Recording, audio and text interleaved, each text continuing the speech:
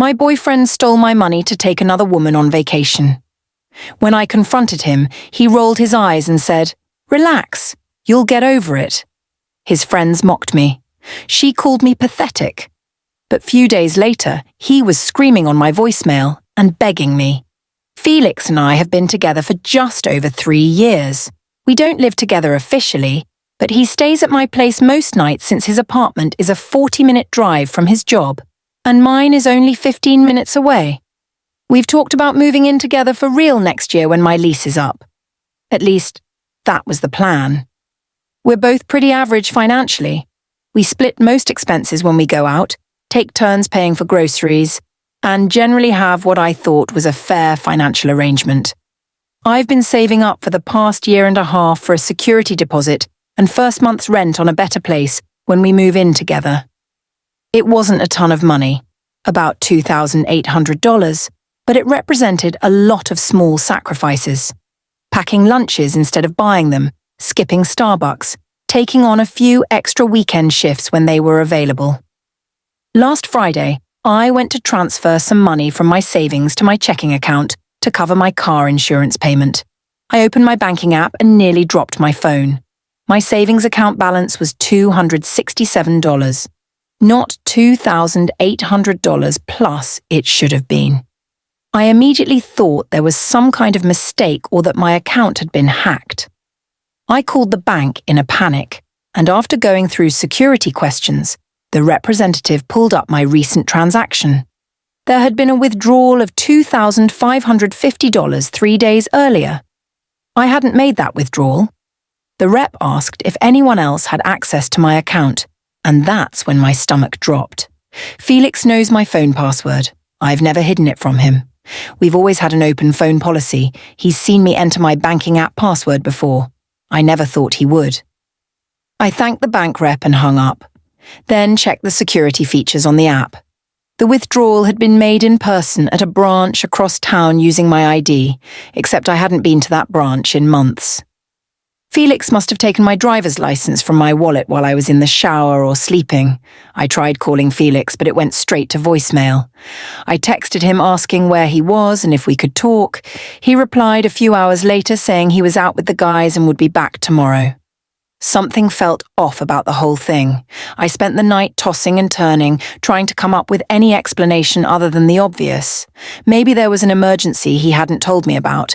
Maybe he was planning some elaborate surprise. Deep down, I knew I was grasping at straws. The next morning, I checked his Instagram, something I rarely do since he barely posts. There was nothing new on his profile, but when I checked his friend Andy's stories, my world collapsed. There was Felix on a beach with his arm around a girl I'd never seen before. The caption read, "Day 2 of vacation vibes with these lovebirds." Lovebirds, plural. I scrolled through more of Andy's stories and saw more pictures of Felix and this girl, Jasmine, according to the tags. They were at a resort in Cancun, a resort that would have cost about $2,500 for 2 people. I felt physically sick. 3 years together and he stole my money to take another woman on vacation. I sat on my bathroom floor for what felt like hours, alternating between crying and feeling completely numb. When Felix finally came home Sunday night, I was waiting. He walked in like nothing was wrong, tanned and smiling, dropping his duffel bag by the door.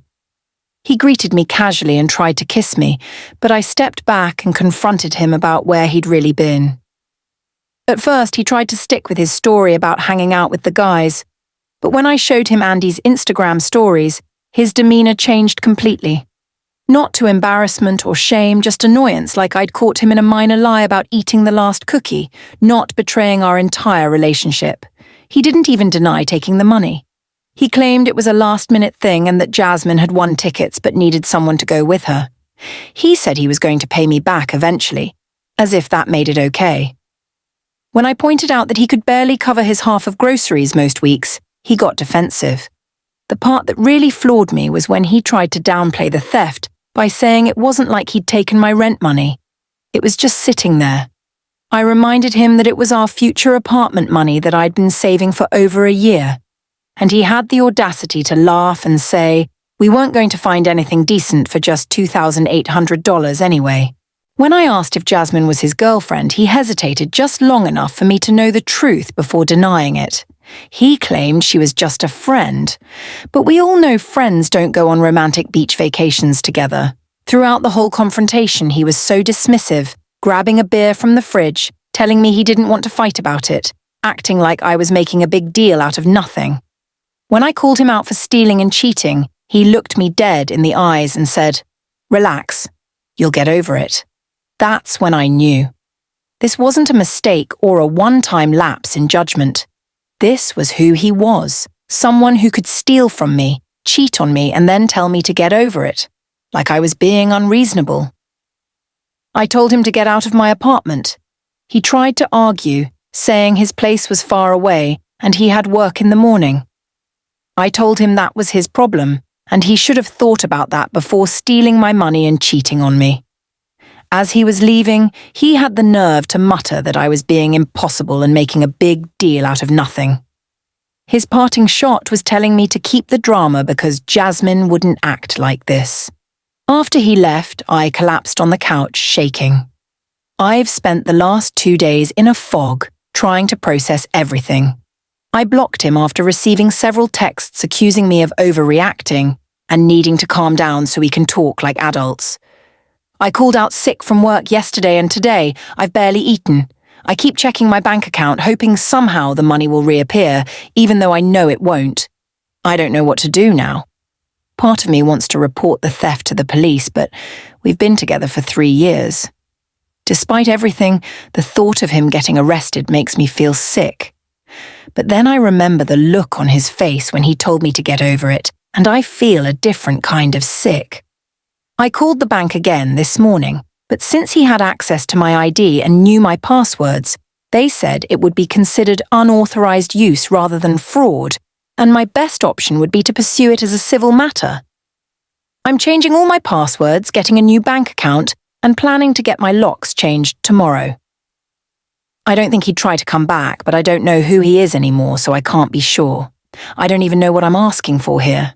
I just needed to get this out somewhere because I feel like I'm drowning. First update. First, I want to thank everyone who commented on my last post. I honestly didn't expect so many people to respond, and reading your comments made me feel less crazy and alone. Several people asked for an update, and, well, it's been a week since I kicked Felix out of my apartment after discovering he stole my savings to take Jasmine to Cancun. The first couple of days were a blur of crying, barely eating, and obsessively checking my phone even though I'd blocked him. I kept thinking maybe he'd find some way to contact me and tell me this was all a huge misunderstanding. I went back to work on Wednesday because I couldn't afford to miss any more days. My co-worker noticed something was off and asked if I was okay during lunch. I gave her the condensed version, and she was appropriately horrified. It felt validating to see someone else's shocked reaction. That night, I got a text from an unknown number. It was Felix texting from his friend Maurice's phone. Just a simple, "We need to talk." I didn't respond. An hour later, another text. "You're being childish. It's just money. I said I'll pay you back." I blocked Maurice's number too. Thursday was uneventful, but Friday is when things really went downhill. My friend Carla invited me out for drinks, insisting I needed to get out of my apartment. I was reluctant but agreed because she was right.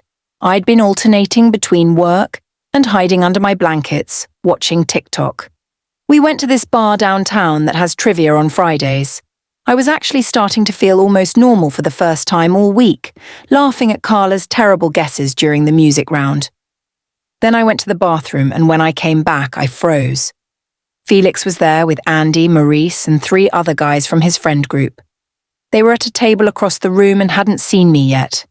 I immediately told Carla we needed to leave, but as I was gathering my jacket, Andy spotted me and headed over. Andy approached with this smug smirk, making loud comments about how I was crying over my piggy bank and that Felix had been moping all week because of my overreaction.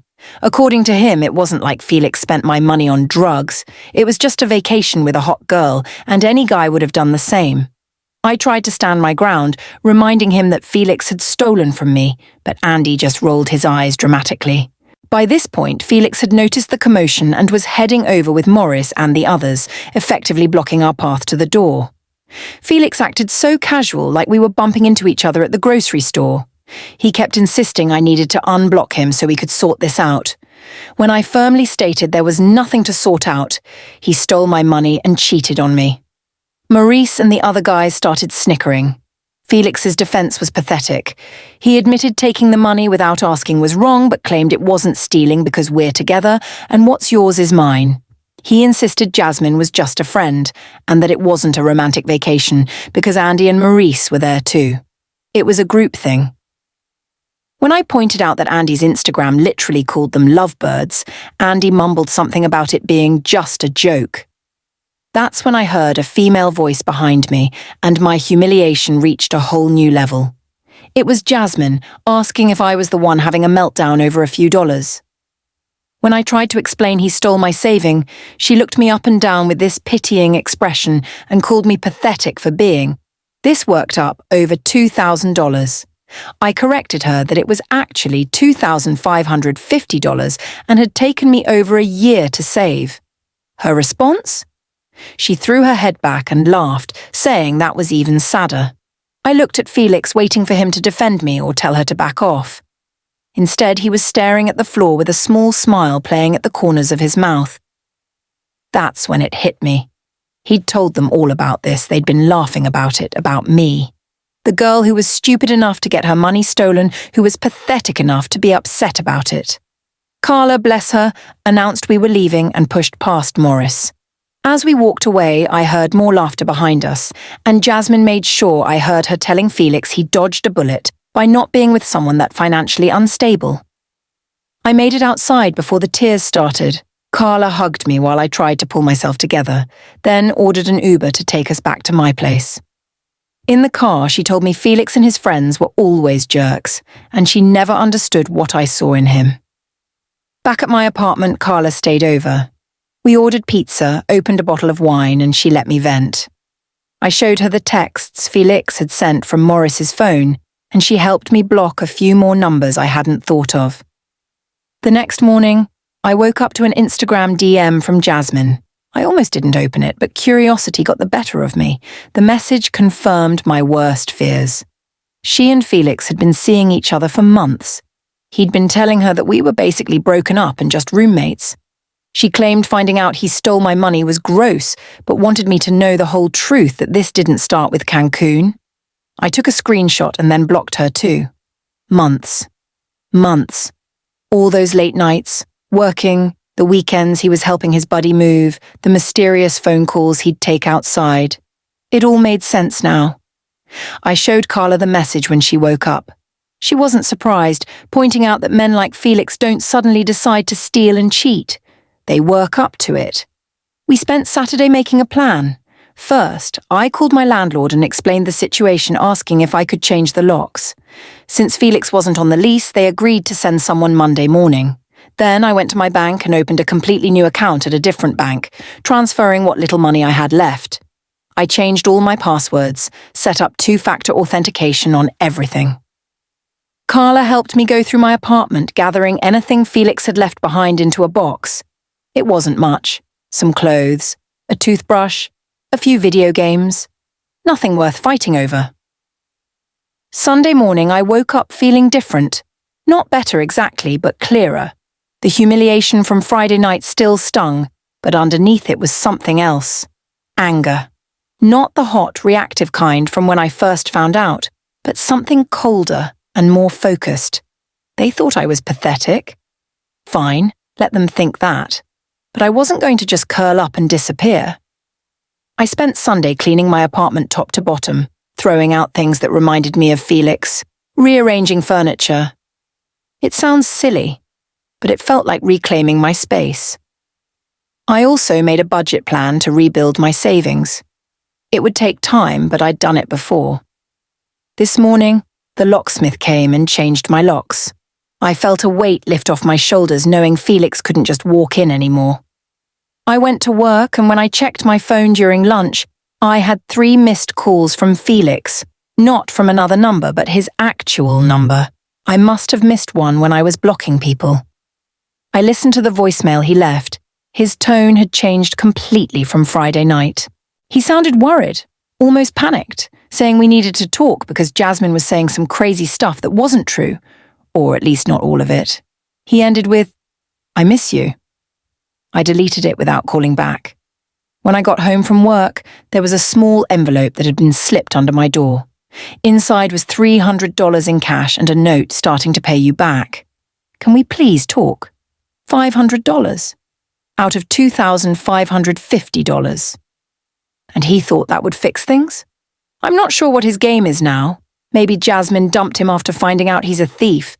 Maybe his friends got bored of the drama and he has no one to hang out with. Maybe he realized living 40 minutes from work actually sucks. Whatever it is, I'm not playing. The Felix I thought I knew never existed.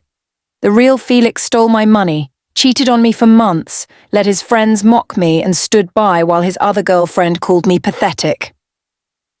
Carla's coming over again tonight to help me draft a text making it crystal clear that we are done and he needs to stop contacting me. She also suggested I document everything in case I need to get a restraining order, which feels extreme. But after the last week, I wouldn't put anything past him. I'll update again if anything significant happens. Thanks for watching this video. Please like this video and subscribe to the channel for more these kinds of story videos.